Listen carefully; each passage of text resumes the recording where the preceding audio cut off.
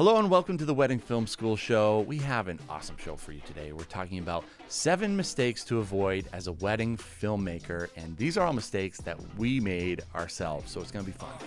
I'ma get right in my bag. Why you gonna try to get mad? Everybody wanna keep up. Don't you know I move too fast? I'ma zip right past. Drip all on my swag. All right, so welcome to the Wedding Film School Show. My name is Jared, and today we have an awesome show for you. Thank you for tuning in, and I'm joined today by my co-host, as usual, Mr. Jason McCutcheon. What's up, Jay? How you doing, buddy? We also got Bobby on. What's up, Bobby? Hey guys, how's it going? So we're going to be talking today about a subject that I think is near and dear to our hearts because we screwed it up ourselves, which is what are some of the things that we just screwed up really bad in our career early on that we wish we would have known. And it's one of those subjects that I think we can all relate to, right? Yeah, I think so. There's definitely a lot of things, and a lot of times it translates to money, but also it translates to bad reviews. It translates to all different aspects of your business, and so we're going to talk about those things so that hopefully if you're starting your business off, you won't run into the same kind of nightmare scenarios that we did. Yeah, we've all been there, so we're not poking fun at anybody today because we've all been in that same place. Hopefully we can just, like Jared said, hopefully we can help you from making the same mistakes we did. But actually, we're going to do something new today, Jared, with Bobby. We're going to be doing Would You Rather, 3 filmmaker Would You Rathers with Bobby Burns. Are you ready for that, Bobby? I'm ready. Let's do it. All right. I'm glad you're ready because we've really curated these questions, spent a lot of time preparing them for you. So we cannot wait to just unveil what we have. Before we get into that, though, we have a new show sponsor today. If you are sitting there and you are just piled up with a bunch of backlogs of work, well, wouldn't it be good if you had no backlog? Yes. That's our sponsor. Today is No Backlog. They're an incredible post-production house, and they are here to help get you out of that pile of editing, help you out. If you got those 2020 weddings, you've just been procrastinating. We also have an awesome deal, Jared. We got 10% off, No Backlog, especially for any new customers that are over there. If you're a returning customer, then you will just get the same excellent service and incredible editing that you're used to. But we just encourage you, head over there, nobacklog.com, and they will do a great job editing your wedding films for you. But without further ado, let's get into Would You Rather with Bobby Burns.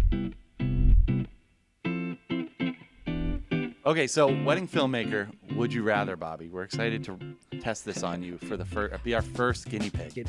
I love it. I'm a little bit nervous. I'm down for it. This has been under wraps for a while. These questions are very secret. The document was not shared with Bobby. But the first one is a softball, Bobby.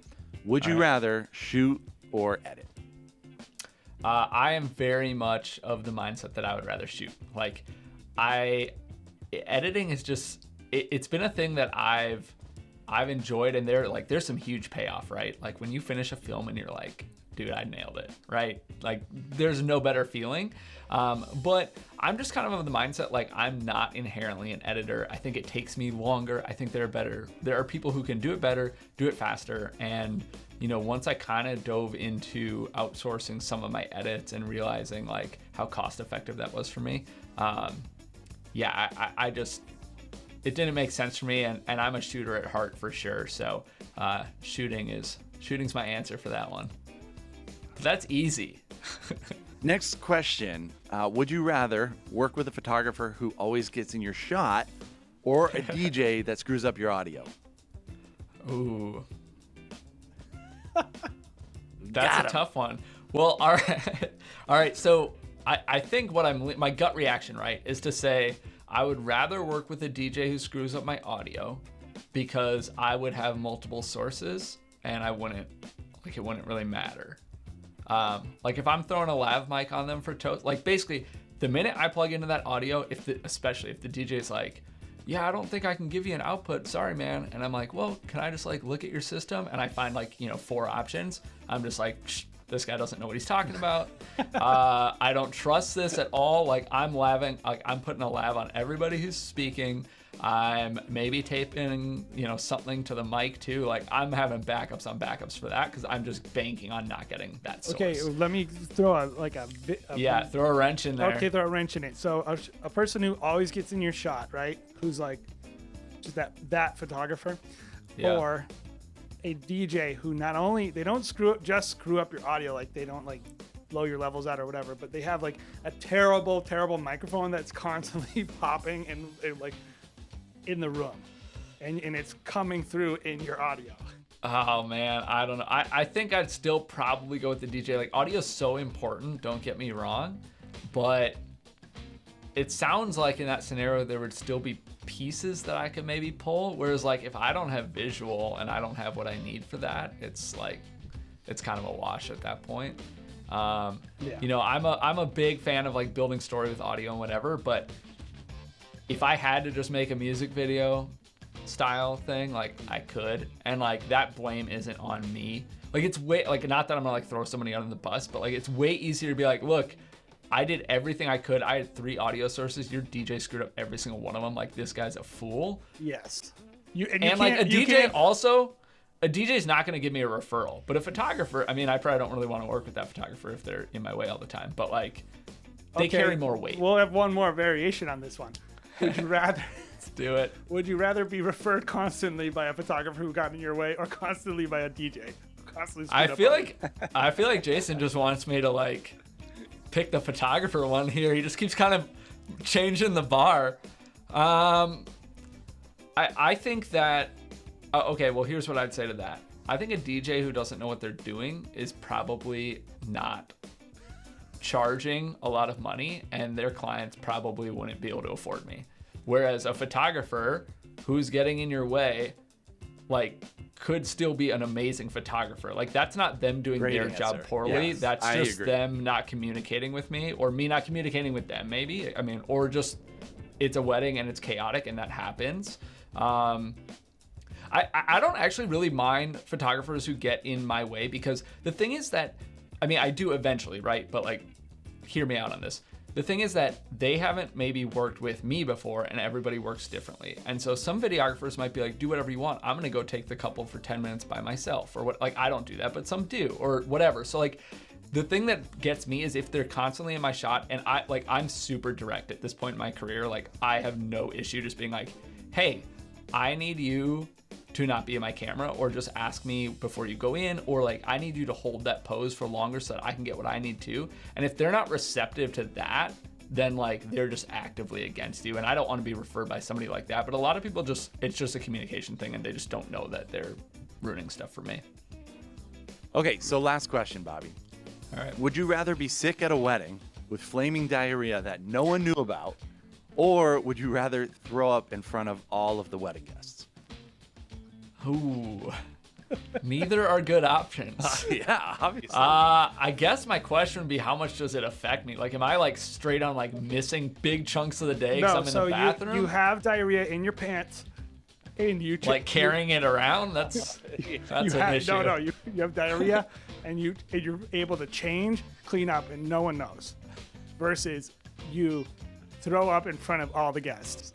This is clearly a very highbrow show that we have. Yeah. So one is more public humiliation. One is a very private shame.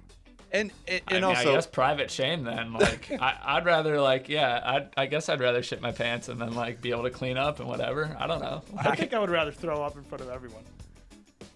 Depends what day or what time of the day. Like, is this a reception? They're like, dude, that videographer has been hitting the bar hard, and you're just like. Like, is that what we're talking about? Like, that could go way longer during than the ceremony.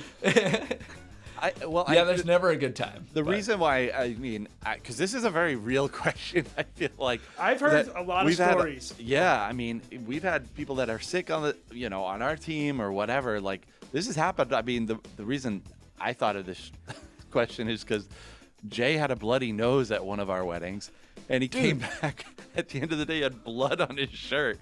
Like. So there's just shit that happens at a wedding that no one anticipates. And I was just shooting a wedding in a white tee.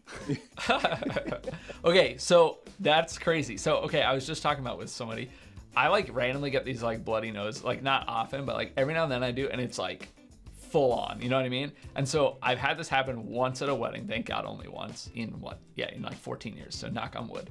I was literally reaching to like grab the dress, because I just asked the bride, I was like, do you mind if I take your dress like in the other room, whatever. Reaching and grab the dress, and then like I like just felt like, you know, like like I don't know, I was like, oh, I got like a little like snot dripping or whatever, and just went like that to like wipe it. And luckily I like looked at my hand and it was like a little like bloody spot, and I was like right there, and I was slowly backing away. I rushed to the bathroom, grabbed like a bunch of like toilet paper because that was all I could find. But they were like people like getting ready in there and stuff too. Terrifying. You know what I mean? Like it was like in an apartment. I like ran out of the apartment into the stairwell. Yeah, I was just like in the stairwell for like 15 minutes, like bleeding all over this. I was like, God, I was like seconds away from like literally just destroying this dress. So I have a random story of something terrible. Maybe we'll use this, maybe we'll cut it out. But I remember I was shooting a wedding with these two photographers, and they were like trying to get the perfect ring shot. And they put this ring up on, like, we were on a long, in New England, there's a lot of like, every venue ever has a stupid boardwalk. And so literally like these people put it up on like the railway of this boardwalk, and they're like shooting, and I'm like, all right. So I'm just shooting this ring, and the ring goes, bing! It just falls off the boardwalk and down between the deck and onto the rocks over on the water of the ocean. Oh my gosh. Did they get it? Well, so yeah, I'm like, and the girls are like, did that just fall? And I was like, yeah. And so they're just like, I don't know if they're just new and they didn't know what they're doing. So I walk up with my phone, and I just start shining the phone around on the rocks, and of course it catches the light, and I'm like, oh, so the ring fell through the dock onto a rock with water all around it. That sounds like the perfect shot right there. Did you pick up that shot?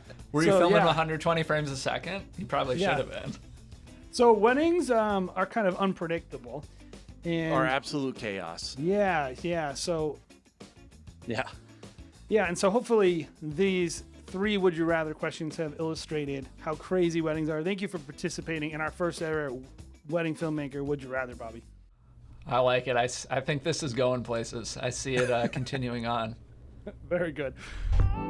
If you're like me, you know that music can literally make or break a wedding film. And finding that perfect song can be a frustrating and time-consuming process. You need a song that drives your story forward, leaves space for your audio and images to breathe, builds up over time, and is just plain good. No Fear MusicBed has your back. I've literally been using MusicBed since they started in like 2011 or something, and they have been my go-to music licensing site ever since. I've used the other sites that you see floating around, but time and time again, I find myself coming back to MusicBed for the incredible quality of music across the board, their sheer volume of their library, and their killer customer support. And to make it even better, they offer an incredibly cost-effective monthly membership with unlimited song licenses for your wedding films. If you aren't already using MusicBed, you are seriously doing yourself a disservice, but you don't have to take my word for how awesome this company is. You can grab a free month-long membership by following the link in our description.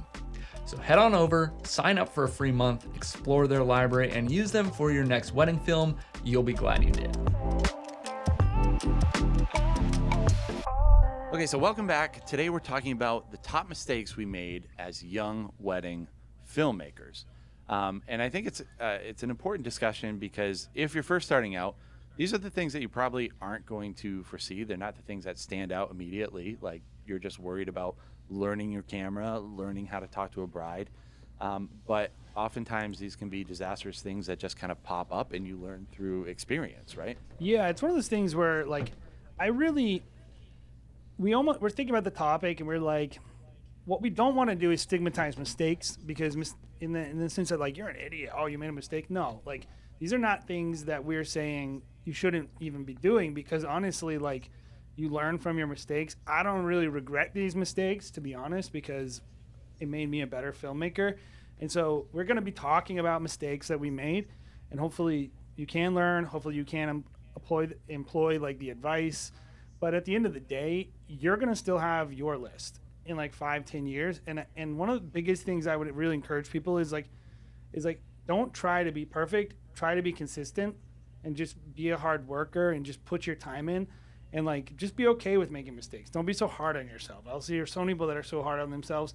And I will say, like, we're going to talk about mistakes. One of the things we did right early on is we did not dwell on our mistakes.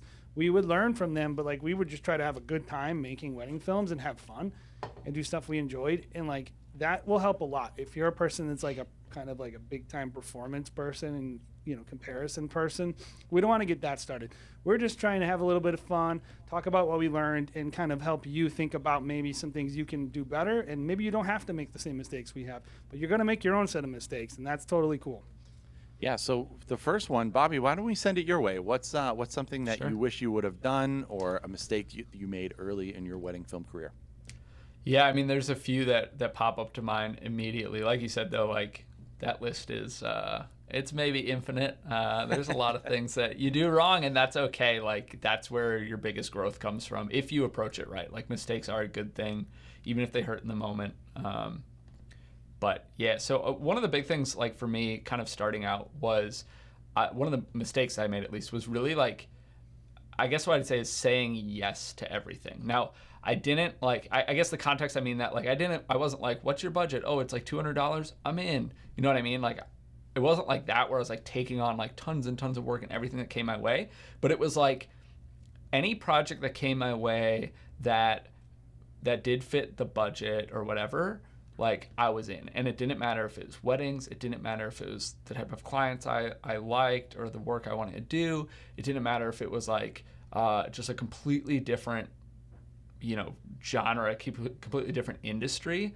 Like I was in, and I was in because of the fear of like, what happens if I say no? And so I think one of the big like lessons that I've learned from that, and something that, you know, some people have had interactions with me where I've really pitched this idea of like the importance of being able to say no in this industry, whether that is on a project coming in that's like something that you don't want to do or don't know how to do or don't have the means to do, or even in the sense of like if a bride wants all these edits, like changes, and I'm just like, no, like I'm a business and like I feel for you, and like I'm 100% like make your client experience amazing, but there's also a limit to that. And so if you're saying yes to everything, chances are in some of those instances you're getting taken advantage of, and I think that it just stunts your growth as a filmmaker and as a business owner for sure. So Well, it can lead you down a path maybe you don't want to be on. And I think it's hard for me to say, you know, because we did a lot of that, right? And probably still I think do. it's pretty common. Like you want the portfolio stuff, right? You want to be like, hey, I did this wedding, I did this commercial project, even though I didn't like it, or even though I'm not passionate about it, or even though they didn't pay me about it, or I did like 7 rounds of revisions for free because I want to please my client or whatever. It's easy to get trapped in there. I would say, I normally don't say this, but because I normally think it's crap when most people complain about this, but I do think your time needs to have a dollar value on it. So not knowing what your hourly dollar value is on your time, I think plays into that, which is like a yes, here's how much it costs is different than yes, please don't give me a bad review. Yep, there's a middle ground. But when it's like fear-based, Yep. whether it's fear of bad reviews or fear of missing out on future projects or fear of will my business shut down because I didn't do this wedding, or like, I don't know. I don't think that helps you in the long run. So I agree. Jared, what about you? What's a big mistake that you made? So I think one of the very first things that came to my mind wasn't necessarily something I thought that we would have to do like first year, but it's definitely something as we were like, okay, this is something we definitely want to pursue, is I wish we would have hired a lawyer and an accountant in the first years of our wedding film career, because we always were like, hey, we want to make this a real business, but I guess we didn't really know what they did. Like we know what they do as like, you know, what their careers are, but how they would actually be implemented in our business and how much money they could save us long term, right? So that's probably the first thing that came to my head. It was, I wish I would have gotten someone on my team. And now you're seeing it just played out with so many photographers and videographers, is they just have such bad contracts and maybe generic contracts that don't necessarily apply to them and their services. And then they have a bad plan when it comes to accounting. It's just they don't know how to save themselves the most money. So probably those two things right off the bat I thought of. I think that's a really, really very common mistake. I understand the mistake, but this is one mistake where I will tell people, like, quit being a baby about it and just do it the right way. Because I'm telling you, like, if you have like, if $1,000, $2,000 it costs you per year to work with good people, like, whatever you're doing with the money is not better.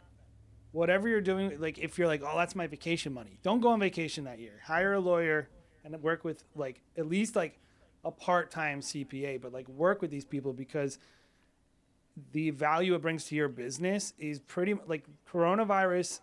We are proof positive. If we didn't have our contracts and we didn't have a strong relationship with a lawyer, we would be out hundreds of thousands of dollars. Yeah. It is a mistake that you do not want to make. And you can't, like, it's not a mistake where you're like, oh, I wish I would have rolled slow-mo, but I actually forgot and I shot 24. It's like, the client doesn't care, right? It's a mistake, but it doesn't hurt you. But I'm telling you, if your contract sucks, by the time you realize you made the mistake, that could be it for you and your business. Yep. So I think this is a big thing. People way underspend on it. And I think it leads me to what I was going to say, which is my mistake, which is I think one of the biggest mistakes I made early on is not spending enough money on data and storage and things like that. It's all like, when you're starting out, it's all about the sexy stuff, like lenses and cameras and sliders, and some really stupid things like buying dumb crap which you don't use. But oftentimes the last thing you want to spend your money on is storage. And like now, like, you know how I am about that now, as we've developed our business, and we've been putting, early on, we're like, oh crap, this hard drive broke, and you're like sticking it in the freezer and then trying to get it to start spinning again. For those that don't know, that was a trick. Trying to make your backup before the hard drive fails. All these idiotic things. We would be going to Best Buy like every week, and I'd be buying like the cheapest hard drive. And we would just have, we still have rooms full of cheap, crappy hard drives that we would just buy. Man, I wish we would have just early on made a decision to invest in our data infrastructure, creating like right now, I feel great about where we are. I want to be even better, but at the end of the day, like, most filmmakers do not spend enough money on storage. Wouldn't you guys agree? Yeah. Yeah, totally. Yeah, I think so. Totally. I think It's just boring. Yeah, it's boring. It's something like, especially for us shooters, right, Bobby? Yes. The Tell me back about end. it. Yeah, I think it's just something that you're like, well, I'll do it and I'll get to it, but it's like back of my, it's a back burner agenda, right? And then what has to happen to you is, if it is on the back burner, you end up losing a drive. It just crashes or whatever, and someone's wedding is on it that you're working on or something, and you have to learn the hard way. So take it from us. It's never been easier or cheaper to have a good storage system. So just bite the bullet and do it. I would add to that too, like, it's not just about having 10 terabytes, 20 terabytes, whatever it is that you want, like whatever it is that you need. It's about also having a process and sticking to that process. Yeah. Like, when you get home, or in the morning, or whatever your process is, you follow that process, you offload onto one drive, that drive gets copied to another, that goes up in the cloud. Like, I've done a video on my process. Everybody is different, but that process is huge, and that's how things don't get lost. Yeah, I think that's the biggest thing is, like, first of all, you got to invest in the infrastructure.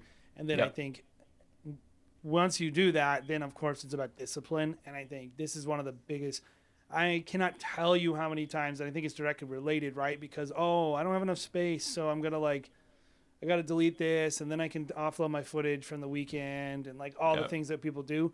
And then twice, 3, 4 times a week, somebody's saying, has anyone ever found a way to recover files on something? Well, and the irony is that the people doing that, where it's like, I didn't bring enough cards to shoot, my cards corrupted, I never offloaded them, or my hard drive is going down.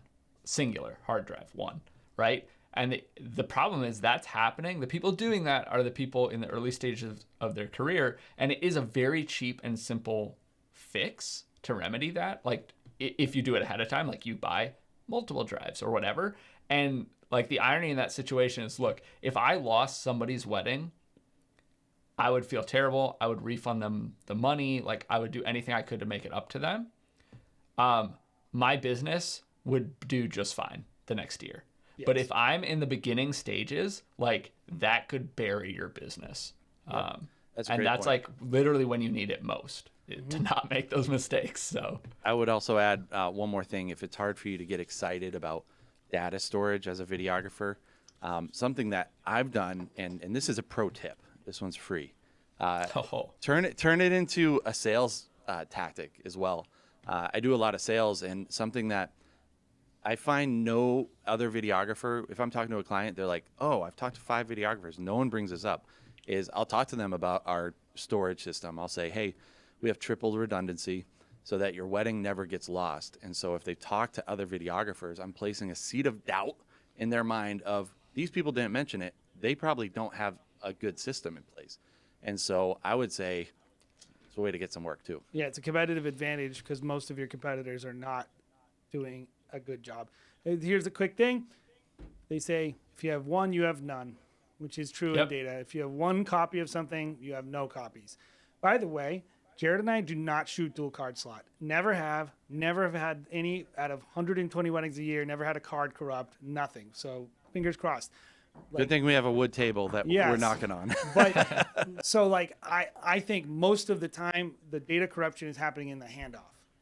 Like it's like it's happening when you're copying a card over and jiggling a cable. Oh, my card got corrupt, or like it's things like that. So if you're blaming your cards, I would say most likely what's happening is you just have been literally editing, shooting, watching videos, grinding this one spinning hard drive on your desk to a pulp, and to the point where it's like the thing is spinning on, and it's like they're literally designed to break, guys. Just so you know, SSDs are better, but I had this one SSD that corrupted 2 times.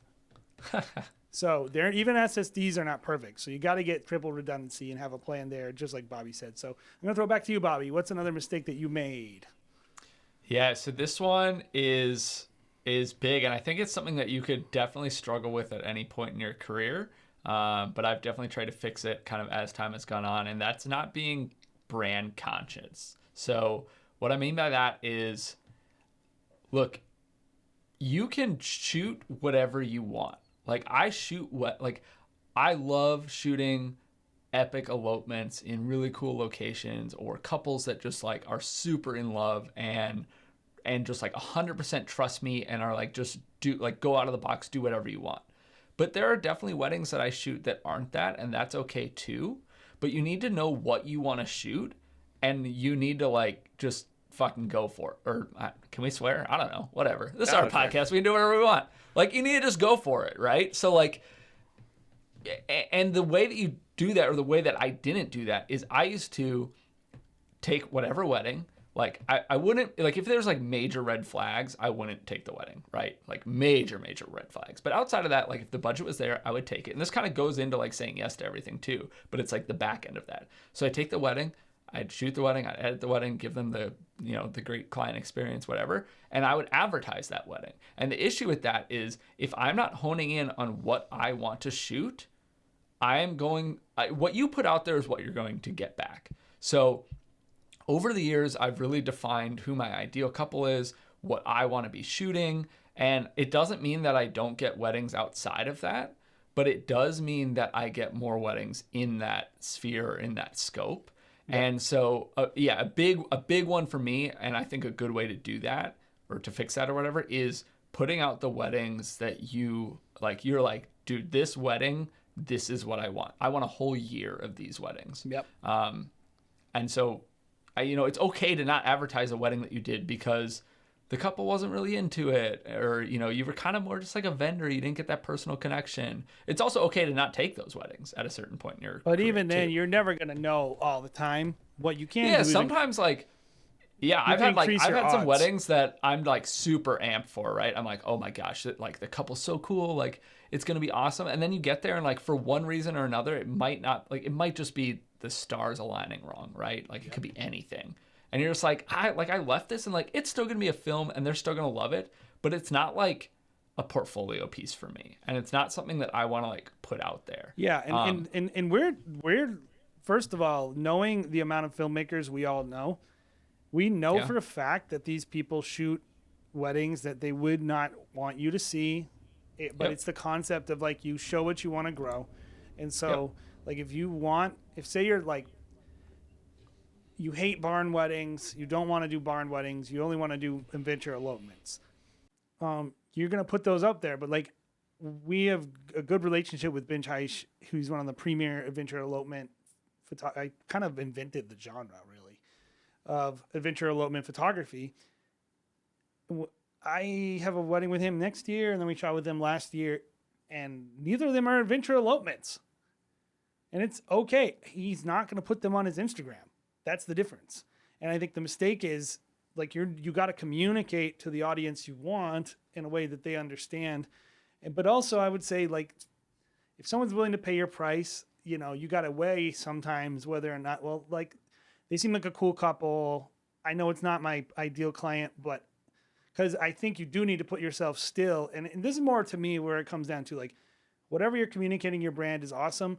You do need to put yourself in situations that are different from time to time just to see how you're developing as an artist. And I think just pigeonholing all clients, because you don't always know, right, Bobby? Yeah, and like the other thing too about that is like you're a business too, right? So you have to like think about being a business. And that means maybe you take a booking that's not, if you're like, I want to shoot destination weddings in Europe only or whatever, you want to get that specific, go for it. Like, but I'm in Minneapolis, right? And somebody wants to book me for like a snowy winter wedding.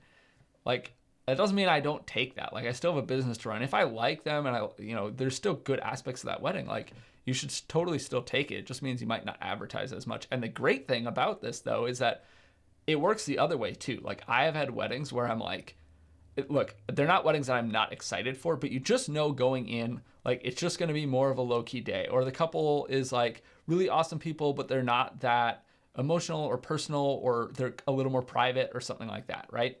But sometimes it works the other way where you turn out like you leave and you're like, oh my God, that was like an amazing wedding. And this is going to be an awesome film. And, or this happened or XYZ happened. And like, you're not like locked in to like, if you're just like, I want to only put out destination weddings, that's really what I want. If you have like a killer film that's at like, some country club or whatever, if that's like not your brand, you can still put it out there. Like you can decide after the fact and be like, well, this was killer and this is so emotional and people are going to latch onto this and this is a good film, so I'm putting it out there. Can I ask you a question, a little bit devil's advocate when it comes to this topic?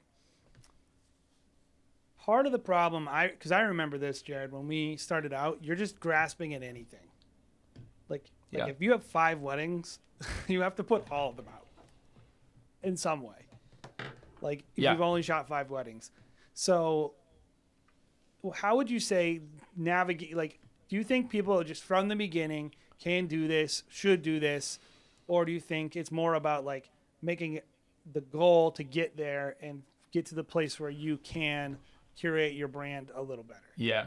So I think in the beginning you need to be thinking about what you want, but the thing is you can't curate your brand that early because you need to put that work out there. It's in your portfolio. And the other thing, like the other side of that is you can't curate your brand because you haven't experienced enough. Yeah. Like you haven't done a barn wedding, a country club wedding, a destination wedding, a wedding that's, at some like national park. Like you just haven't done enough to be like, oh my gosh, this is what I want. So you need to experience that, and you need to experience couples that are super emotional and like you're like their best friend, and you need to experience couples who like you're just a vendor to them. And like none of those are wrong. The type of wedding, like there's like maybe less pressure in one of those, more pressure, whatever. Like there's pros and cons to everything.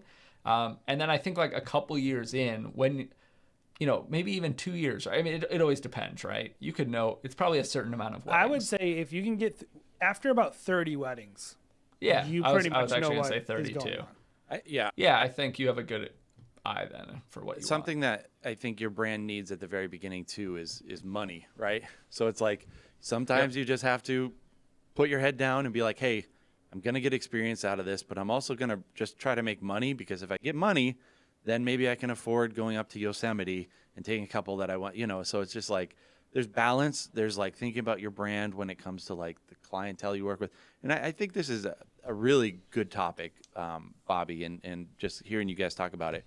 At first I was like, we have kind of a bigger scalable model, and like, some people might be like, oh, you guys accept anyone that you want, which I don't think is the case, but that's probably a discussion for another time. But I think what you're saying, like, it can be the thing that contributes to burnout for a lot of like newer wedding filmmakers, where it's like the worst case scenario for you is you're not making a lot of money doing the work that you don't want to be doing, and then you're also not doing the kind of work that you want to be doing at all. You're still doing like, or that you can do well. or that, yeah, sure.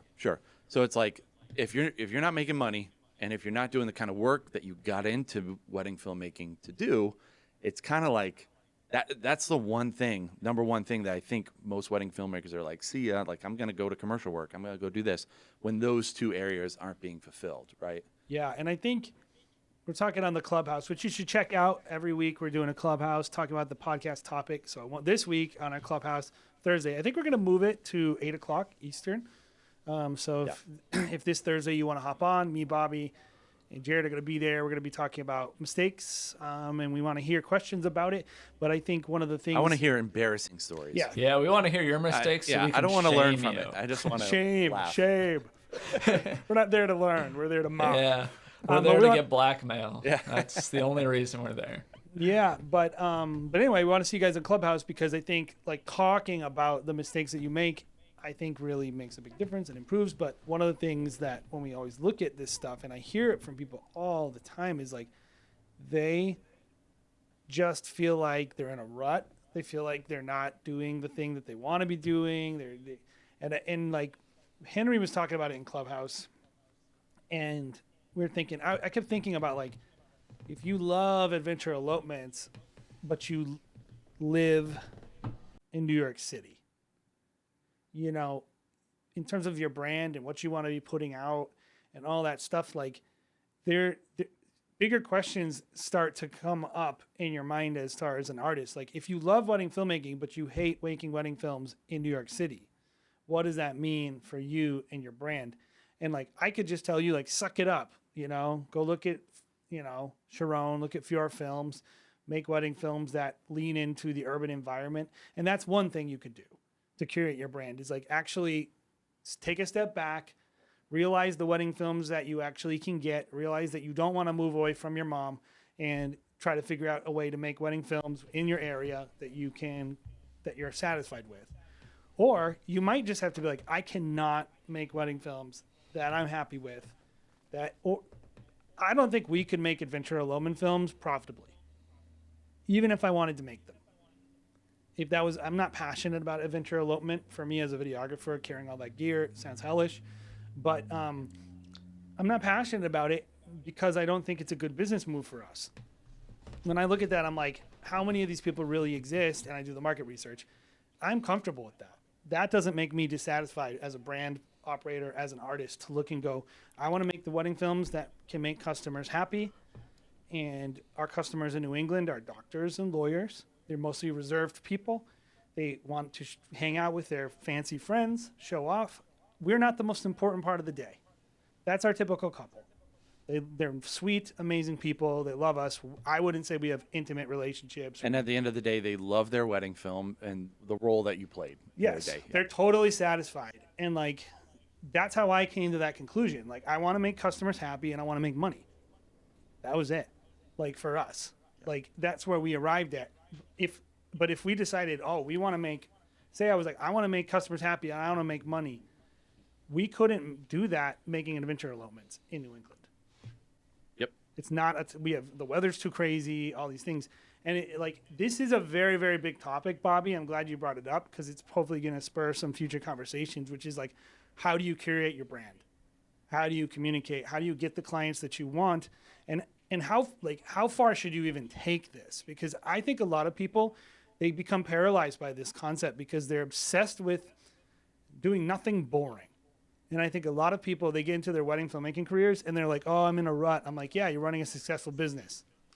That's all it is. Like, you have patterns and routines. That's what life is. You're going to hate marriage. Like,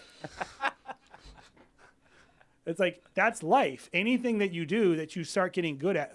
Somebody really smart told me, if you're getting bored, you're getting good. Yeah.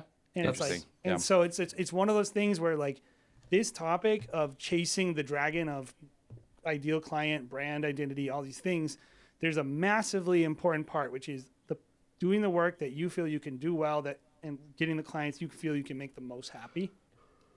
But there's another side to it, which is a really negative side, which is obsessively being dissatisfied with the clients you do have. Yeah, I mean, I think that it goes back to being a business too, and you have to actually one of my other like mistakes, right, is kind of that like business / enjoyment or work-life balance, I guess, kind of was what it can go to. Yep. But yeah, I mean, yeah, I think, like you said, if you're getting bored, you're getting good. I think that is something that we all experience. We've talked about it a little bit with Henry too, in kind of the more gear talk, in how to spark some creativity, and sometimes switching that up or limiting yourself can be really helpful. There's tons of ways to do that, but yeah, it can be really tough to be in that position because you don't really know what to do, and it can be paralyzing for sure. That's a great way to put it. I was going to talk about just the classic mistake that I think everyone in the whole world makes, but I made it and you made it and probably Bobby made it, which is like taking way too dang long shooting pictures of stupid flowers on tables. Like just like taking like 3 hours to do this lay flat and like all these detail shots and like just being too obsessed with that shot, the ring shots. Like I'll see all these guys, they'll deliver these films and they're like, look at my film. And they'll like show off this ring shot they did with smoke and spinning and all this stuff. And then I'll watch the rest of the film and I'm like, that one shot was kind of cool, but the rest of your film was garbage, man. And like, so, and it really comes down to like, I definitely, when I was first starting out, the focus was not on the subjects, which is the people and the environment. The focus is on like cool gimmicky shots and details. I don't know why. For me, that was a mistake I made. Yeah, I think it's just like we're videographers, so we want complete control over the environment. So it's like, in order for me to feel satisfied, I have to get the smoke ring shot, and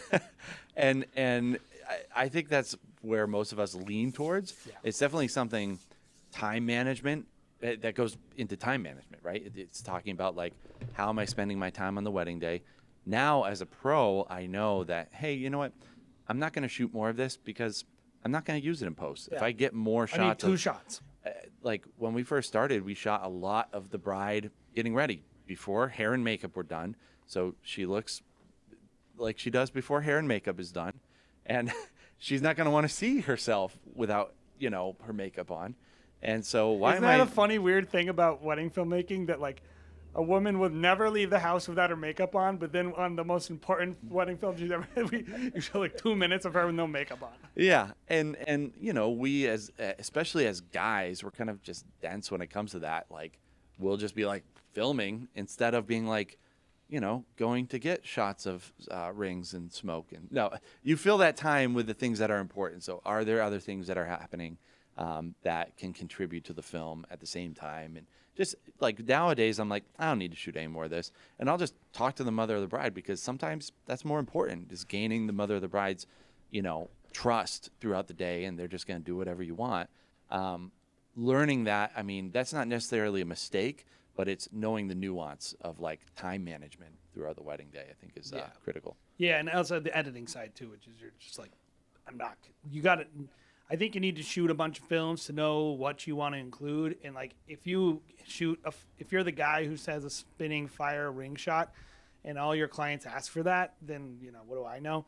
But like my opinion is probably like, if you were cool to work with and like, of course, focusing on people, that probably will be better. And I know for me, like, that was a mistake I made early on, is just shooting the wrong stuff too long and not focusing on people and relationships. I like it. I think there's some tangents on that too. You kind of talked about editing, where like, I know one of the big things that I always recommend to people, and one of the things kind of as time goes on that I've really done, is really cut down on the amount of shooting, right? Like, I don't know what I leave with, right? I leave a wedding with like 80 to 100 gigs, and that's with 3 or 4 cameras. I'm shooting 4K a lot of the day. Like, I shoot, like, I've cut all the fat out of what I'm shooting because I know what I'm going to use and what I'm not going to use. And so I think that, like, back to that time management, because that hits you in the editing. It's like a photographer, like, if they take, I don't know, 2,500 photos and 2,400 of them are like awesome, or, you know, you can get the same result by shooting 25,000 photos and just like firing off your shutter nonstop, but like it's so much more work for you. Time is money. So, yep, That's it. yep, for sure. The last one that I had was, and I think it ties in a little bit to what Bobby was saying, like the professional work-life kind of balance, was early on, we didn't invest in a good CRM platform. So right now we use HoneyBook, which has drastically changed my life in just managing couples quickly, efficiently, giving better customer service. Beforehand, when we first started off, I was just putting things in a Google document. Like nowadays, every once in a while, I'll have to go back and look at like, oh, who is this couple from like 2013? Now they're asking for like us to resend them footage or whatever. Oh man, Like you're gonna get me on a whole tangent.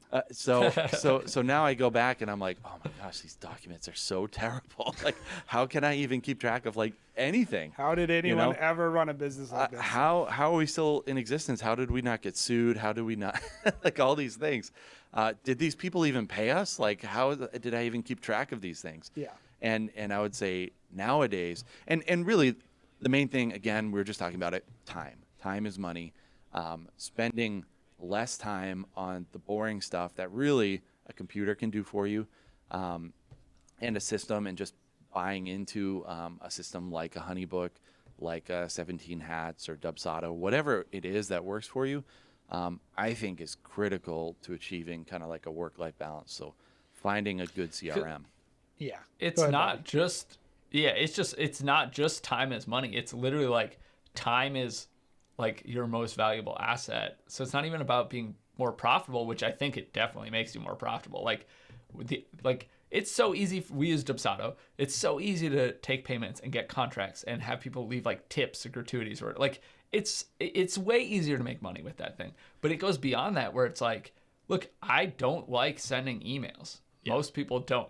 I would be astonished if anybody watching this is like, I can't. This is wait probably to not send the an channel email. for you. I Yeah. got into wedding videography because I To want to send a send ton emails. of annoying emails to demand. The nice thing is like you're in a good field if that's what you like, because man, the amount of emails. But that's the thing is like I don't even care if I'm making more money, like spending that time that I'm saving doing more weddings or anything like that. Like I want to enjoy my life too, and I don't want to send emails, not only for the time it takes me to do that, but like that might just put me in like work mode or a work mood, or if it's annoying situation, it might put me in a bad mood. Whereas like if I can automate a lot of that stuff, helps me. Well, I want to give big a time. real world example because I cannot speak.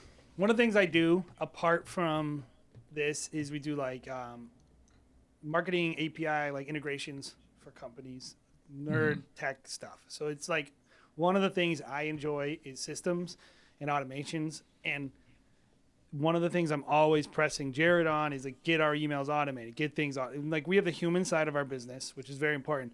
But like think of it this way. In May, on the first day of May, I have 2 payments due. I have 2 weddings. Sunday, then the next day of May, I have 2 weddings. Tuesday, the 4th of May, I have 3 payments due. Wednesday, I have 1 payment due. Friday, I have a wedding. Saturday, I have 1 wedding that's tentative. We need to reach out to that person. 11th of May, payment. Wednesday, I have 4 payments due. Like, I say all that to say, if that wasn't in my CRM, I would have to do all that. Yeah. I would have to send all those emails and all those reminders and all that stuff. And like, this is just money that's going to just appear in my bank account. Yep. Because that payment's going to go reminding them. We can break up the payment for them. We can do all this stuff. And like but it becomes real world tangible benefit to you as a business person. Most of you suck at remembering to be, you're disciplined at like a lot of things in your life. You probably are totally undisciplined at the business side. And man, I know it's not sexy, but like if you can really stick with us on this channel, I'm telling you, this is one of the things you're going to get better at. Because I think at the end of the day, for me and Jared and Bobby, like we are successful not because we're the best wedding filmmakers. We are successful because we understand how to run a business and also enjoy being creative at the same time. And I'm telling you, one of the ways to free yourself up is just automate stuff. Don't spend time doing the things you hate, but they still got to get done. most like creative fields, not even just filmmakers, that I like, because like we're pretty plugged in with photographers and like planners and stuff like that too. Most creatives that I see, which is a large amount, who fail in their business and close up and go on to something else, are not failing because they're making bad films or bad photos or giving a bad client experience. They're failing because they can't run a business or because they burn out and they hate what they're doing. Yep. Like, Yep. Great point. And most of them vast don't majority. say I hate what I'm doing because they hate doing what they're doing. They hate doing this crap. They hate doing the stuff that they could find a way to not do. Totally.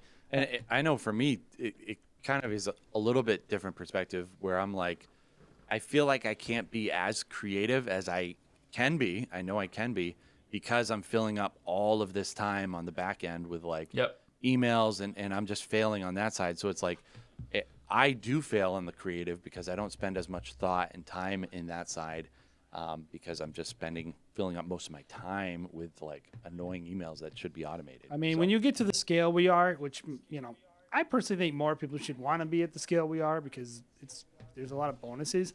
But the negative is every year you have to reanalyze your systems. Mm-hmm. Every year you have to redo it. Every year you have to say, where are the failure points? Why are we missing this? And like you spend a lot of your time talking about storage, billing, and email. Like we usually spend a month to 2 months a year re-auditing our processes on that kind of stuff. So I would say the last mistake that I made, no, not the last. I mean, many more. The last mistake I will tell everyone here about. But if you want to hear more, join us on Clubhouse. We'll have to talk about more mistakes. But the last mistake I'll mention in this particular episode is just not looking at my footage enough. You know, especially when you're in a team like ours, it can be easy to just take the best shot and move on. Typically, it's going to be yours.